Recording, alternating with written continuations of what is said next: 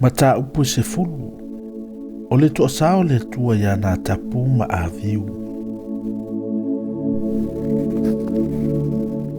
O na tapu foi ma a viu. O atali o a rona. O ta itasi ma avela na ipu e wha amuai mea manongi. Matu wai le afi. Matu umea manongi o na lunga. Avatu wai le afi e se iluma o Yehova. Na ia le poloa i mai ai a te ila ua. O nā luane ai leo le afi mai luma o Yehova, ua mua ai i la ua. O nā lauti ai le luma o Yehova. O na whai atu ai leo musi ia Aarona. O le mele nei ua whetalai mai ai Yehova, ua whapea mai. E whapai ai na lava au e i lato uma o e whaalatalata mai i a te au. E mamalu fo i au i luma o le nu uma. Ona whaarolongo ai leo Aarona. Ua wala ua tu fo i mose i a me salu ma ili safanu. O atali o isi alu o le uso le tamao Aarona. O whape atu ia i la ua. I nā whaalatalata mai ia. I nā ave ese ia o uso i luma o le mea pa ia. Ai ave i tua o le tongala wapsi. O na la whaalatalata atu ai lea, ma la ave ia te ila uai o la ofu tino i tua o le tongala wapi. E pe ona whai atu ai o Mose. Na whai atu ai lea o Mose ia Aarona, ma Eliasaru, ma ita maro o Natali. Aua tau te tō ese o tau pūlo. Aua na i tau sa ia fwoi o tau ofu. Ina ne i oti ai o tau. Ina ne i o mai ai le toa sa i le whaapatuputonga uma. A ia whetangisi o tau uso. O le ainga uma o Israel. O no le mu o whaamui na i Jehova. Aua fwoi tau te o ese i le whaitotoa o le whale whetawha i le whaapatuputonga. Ina ne i oti ai o tau. Awa o le ua Jehova e uai o loo i lunga i ate o tau. O na lato whai ai lea e tusa ma le upu a Mose.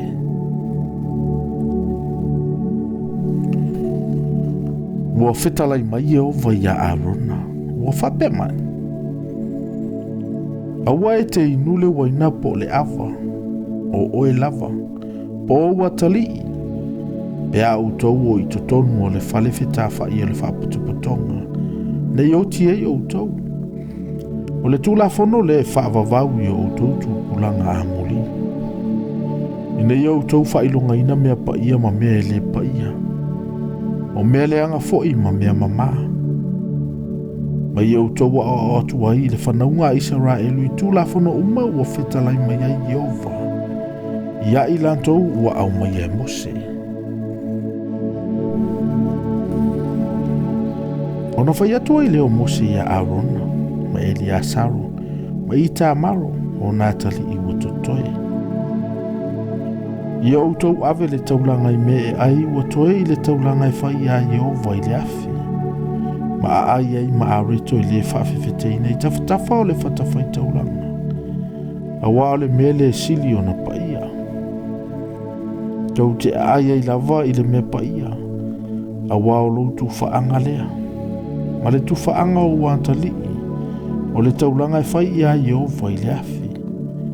A wā ua whapeona poloa i mai ai i a te au. O le whatawhata fo i e lulu, ma le alanga lima e si. Tau te ai ai i se mea mama o oe o wantali mo wawhawhine whatasi ma oe. A wā o tuwhaanga ia, ma tuwhaanga o wantali. Watu ina atu i ate outou i taulanga whaafetai e le whanaunga Israelu. O le alanga lima e si, ma le whatawhata e lulu. La tau te au mai ei whaatasi ma taulanga e whai le afi. I ngao e lulu ai. O le taulanga lulu le ilu mo Jehova. I ate oe lava lea mo wantali i whaatasi ma oe. O le tula whono e whaavavau. Pei ona poloa i mai ai o Jehova. Ua matua sa ili fo i mosele o tio le taulanga mo le angasala. Fauta fo i, ua susunuina. Ona i taile o ia ia Elia Saroma i tā maua. Wa tali o Arona o totoe. Ua whape atu ai. O le ale mea ua outou le a aia i le taulanga mo le angasala i le mea pa ia. A wai sili ona pa ia. Ua tuina atu ai i ante outou. Ina ia wha mangalo ina ile anga sala le wha potopotonga. E whai eilo tongi ola mo i lātou ilu mo Iova. Wha auta mai, ua le au mai a lavalo na toto i totonu o le mea pa ia. Ana outou a ai ai le mea pa ia po ua tatau ai. E peo na o whai atu ai. Ona whai mai ai leo Arona i a Mose. Wha auta mai, ua avatua i la ua i le aso nei la taulanga mo le angasala. La taulanga mo ilu mo Iova. Ua o mai fo i a te au mea whapea. Ana o ai le taulanga mo le angasala i le aso. E talia e ilu mo Iova. Ua whalongo i fo i Mose, ona loto malia i le o ia.